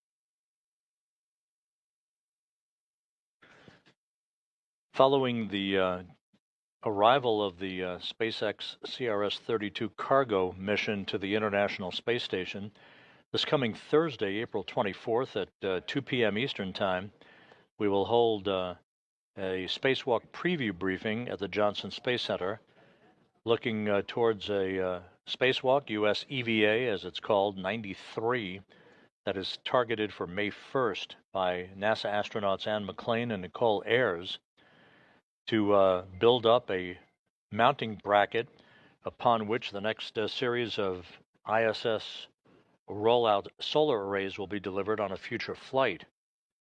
They will also move a communications antenna to a different location on the space station to provide more favorable visiting vehicle communications for upcoming missions that will include the launch of the Japanese H2 transfer vehicle, its new version called the HTV-X.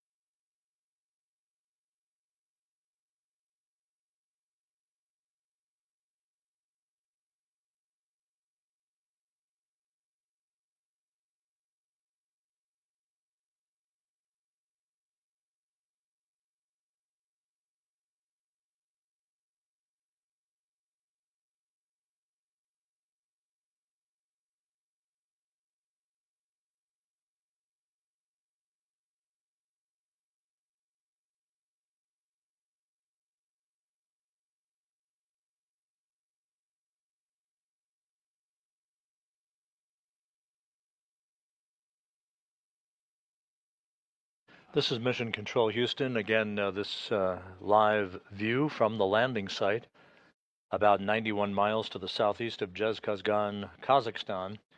You can see on the right side of your screen, amidst the Russian Mi-8 helicopters that have all landed now in the vicinity of the Soyuz MS-26 spacecraft, you see that orange structure there. That's the inflatable medical tent that the crew will be brought into. And now we're getting video of the landing site. There's Alexei Ovchinin, the Soyuz commander, who has been brought out of the vehicle, first out. 595 days in space on his 4 missions.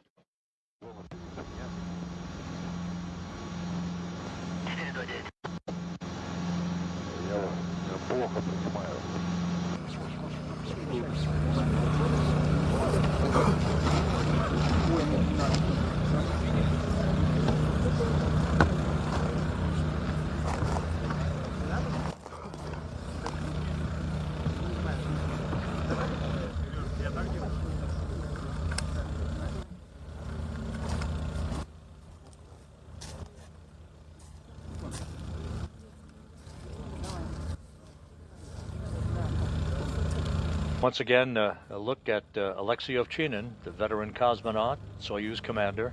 He was the station commander up until Friday for Expedition 72 before handing over that task to Takuya Onishi, the Japan Aerospace Exploration Agency astronaut. There's a view of Bill Ingalls, the NASA chief photographer, who's right at the hatchway of the Soyuz vehicle.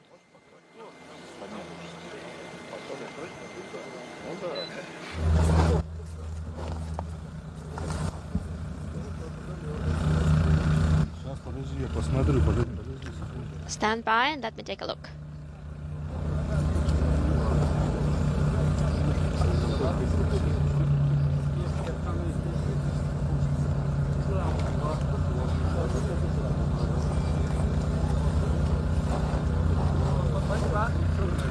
Сейчас проверь, есть шум.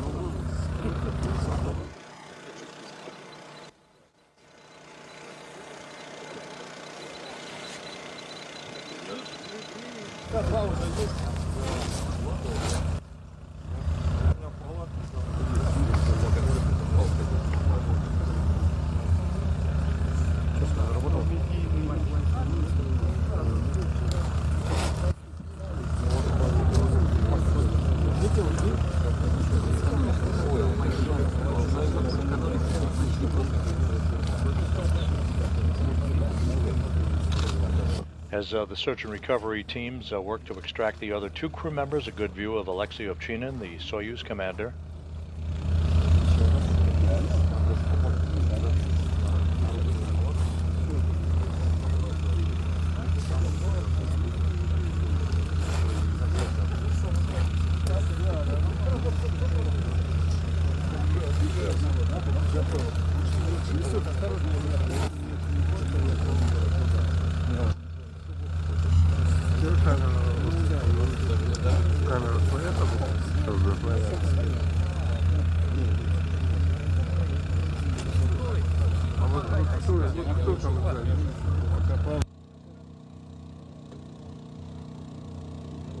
As mentioned earlier, touchdown occurring at 8:20 p.m. Central Time, 9:20 p.m. Eastern Time. Soyuz vehicle was pulled over onto its side after touchdown, which is not uncommon.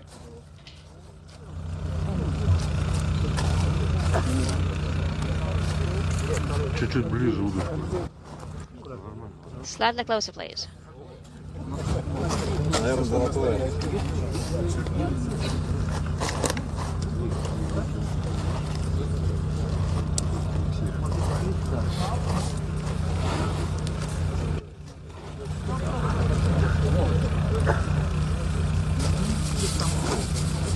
Давай, я... On Easter Sunday in Kazakhstan, Alexei Ovchinin peeling a hard-boiled egg. Вторая в эфире. And Don Pettit now being extracted. Тань.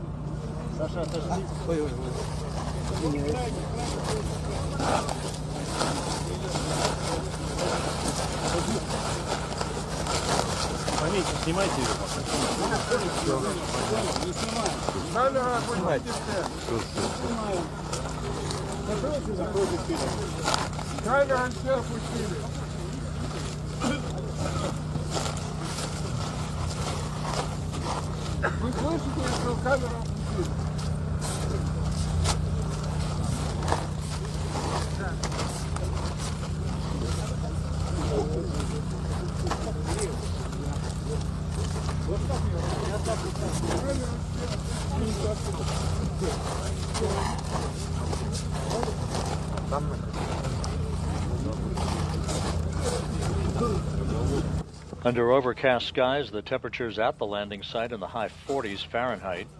Alexei Ovchinin eating a hard-boiled egg presented to him by the search and recovery forces.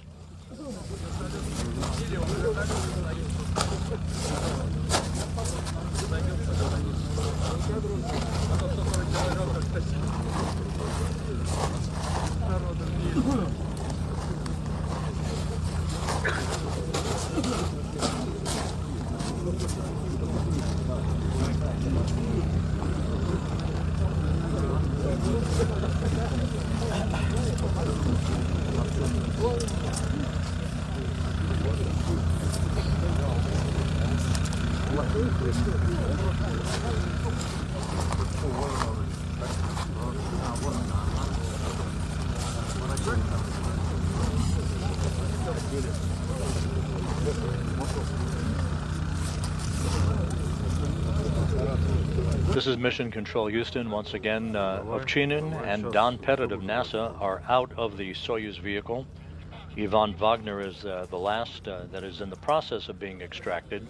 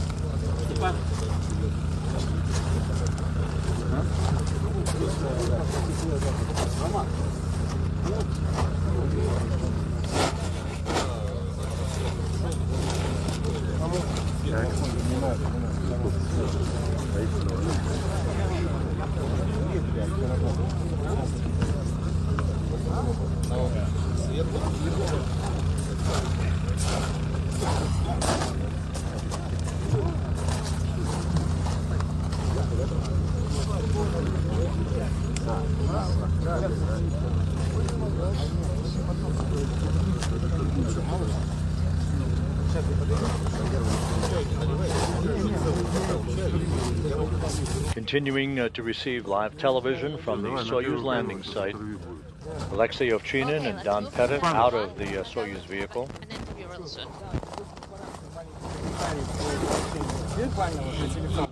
Ivan Wagner in the process of being extracted. Lower, please.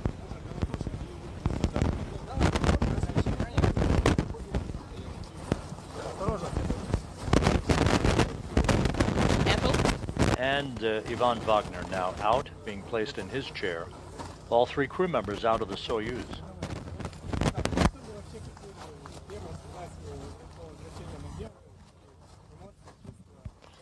Okay, what are your emotions? What are you feeling now that you're back on Earth?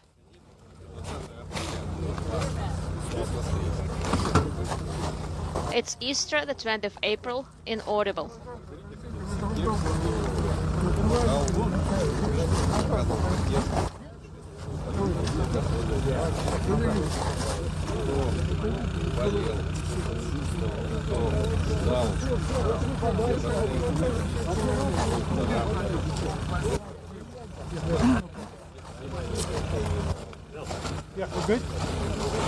Сейчас все то.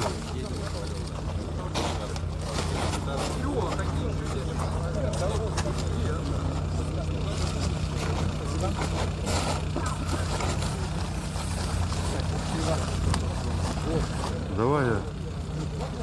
Отойди в сторону, Move to the side, please. Назад. And back.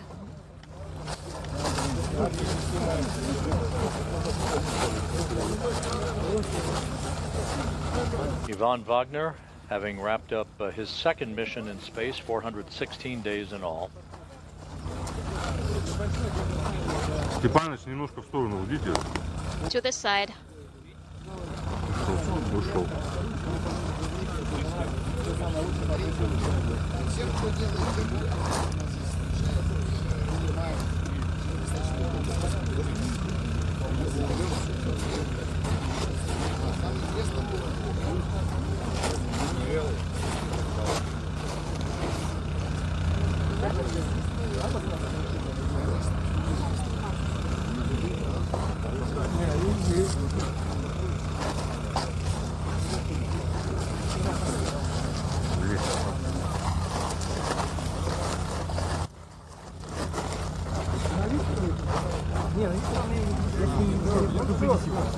Его увезли уже, унесли.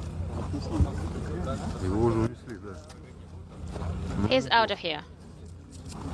Да. Его сказали не снимать. He's been taken care of.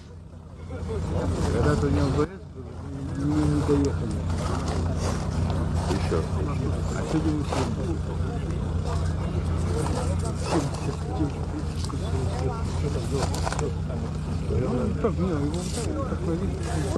This is Mission Control Houston. The video again coming to you from the landing site in Kazakhstan, some 91 miles to the southeast of Zhezkazgan.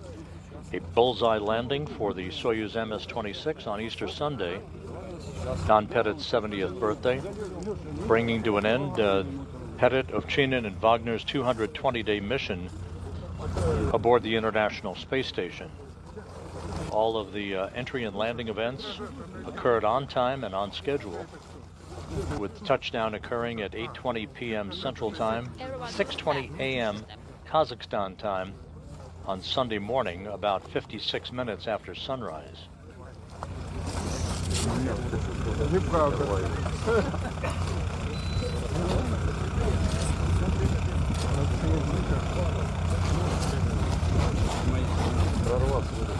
Алексей Николаевич, похожий. Давай. Лёш.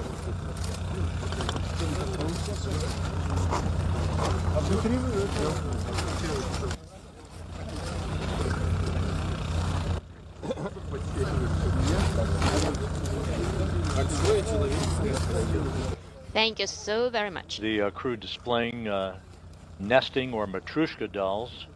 This is typical of all Soyuz landings, gifts to the crew members from the search and recovery teams.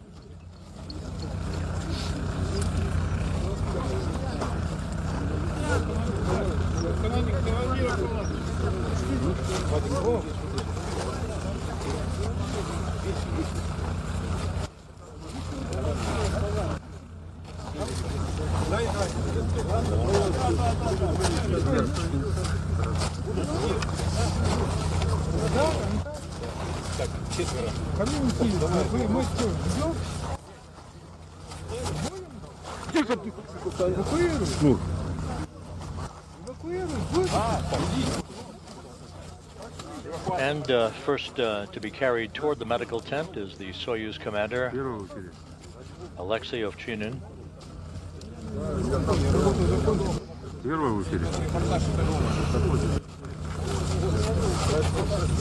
Once inside the medical tent, the three crew members will be helped out of their Sokol launch and entry suits.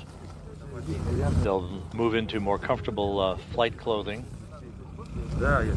and will subsequently board helicopters to be flown back to the staging city of Karaganda, Kazakhstan.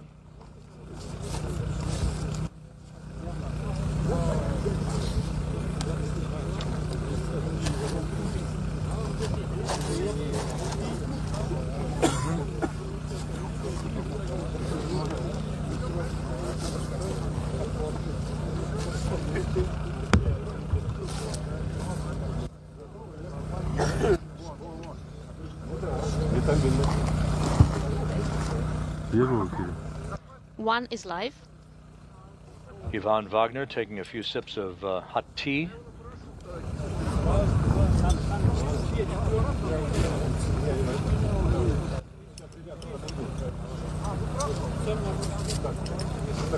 Как скажут по команде, да.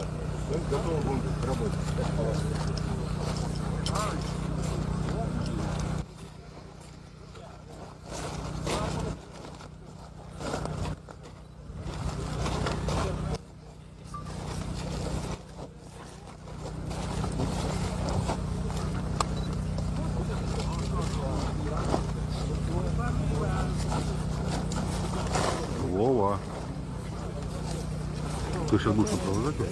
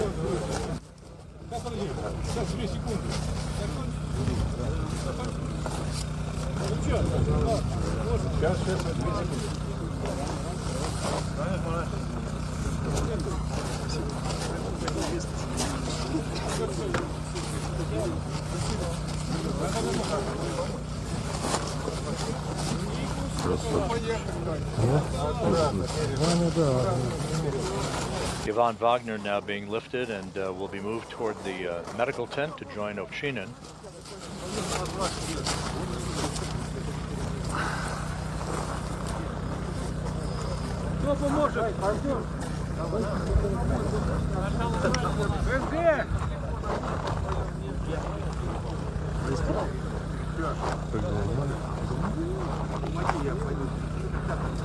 Мы же не американцы. Ну да. Сейчас. Что, убираете вы? Да, конечно. Все это даже. Wrapping up? Oh, yeah.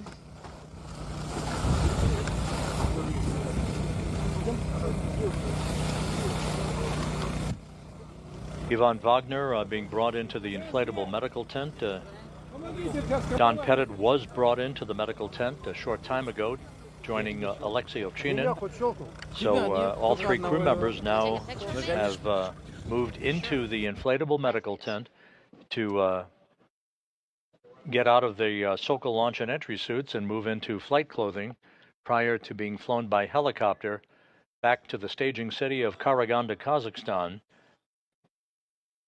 Once in Karaganda, Pettit will board a NASA plane to be flown back to Houston, while Ovchinin and Wagner are flown on a Gagarin Cosmonaut Training Center aircraft to Star City, Russia, their training base and home outside of Moscow.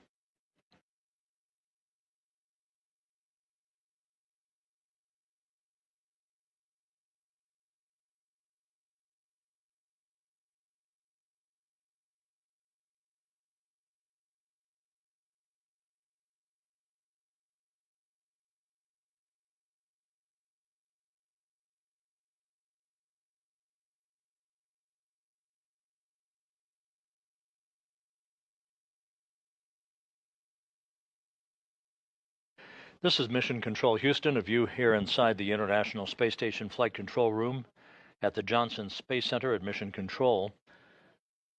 The mission of Soyuz MS-26 has come to an end with the on-time successful landing of Don Pettit, Alexei Ovchinin, and Ivan Wagner, all three crew members extracted from Soyuz, all three crew members inside the medical tent at the landing site, landing occurring at 8:20 p.m. Central Time, 6:20 a.m. Kazakhstan time on Sunday morning, wrapping up a 220-day mission that spanned 93.3 million statute miles.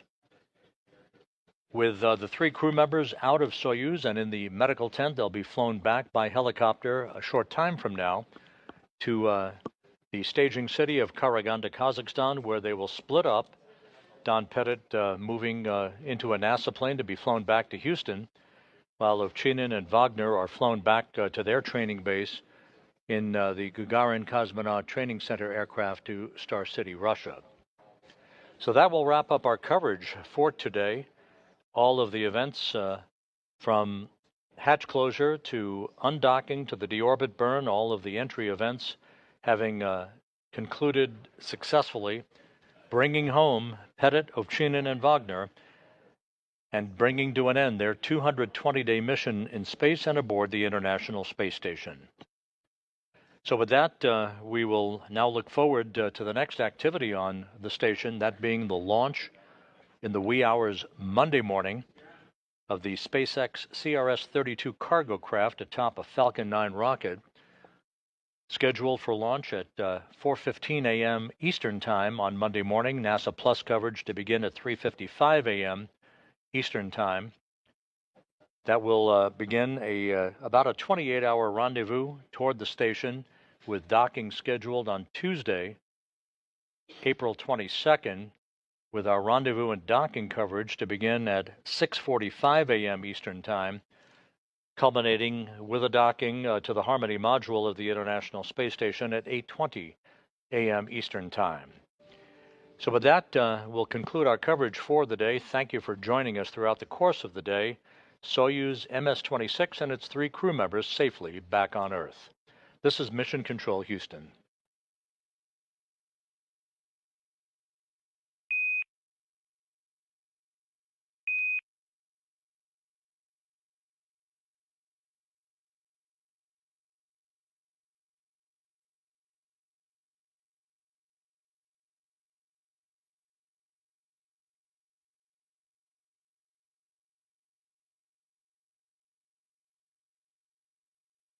From the depths of space to the hearts of millions, one astronaut has not only ventured beyond the stars, but has also inspired a generation with his passion for discovery. This is the story of Don Pettit, a NASA astronaut whose journey into the unknown continues to captivate the world. Born on July 28, 1955, in Allen, Oregon, Don Pettit's journey to space began long before he ever left Earth. With a PhD in chemical engineering and a fascination for space science, he joined NASA with one goal: to unlock the mysteries of the universe. His passion would take him on not 1, not 2, but 3 missions to space, totaling over 370 days aboard the International Space Station, ISS. A true pioneer, Pettit's first mission came aboard Space Shuttle Endeavour in 2008. Mission STS-126 wasn't just a flight. It was a vital step towards advancing space exploration.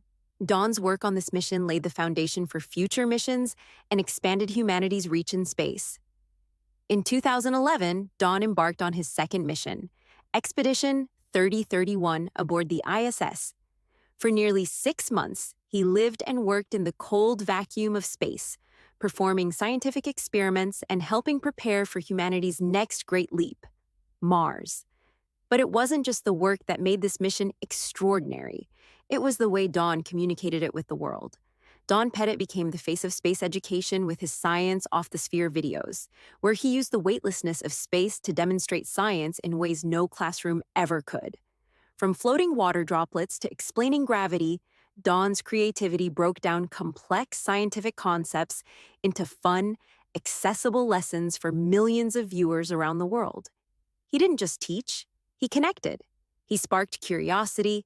He made space real for people, no matter where they lived.